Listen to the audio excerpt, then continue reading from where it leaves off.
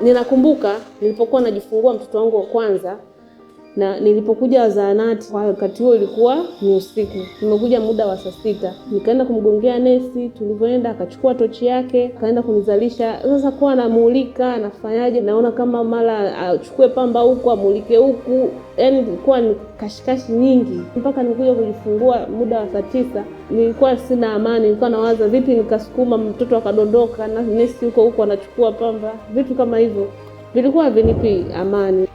Niwashukuru Jamhuri ya Muungano wa Tanzania, Korea na shirika lisilo la kiserikali UNICEF kwa kutuletea hii huduma ya nishati mbadala.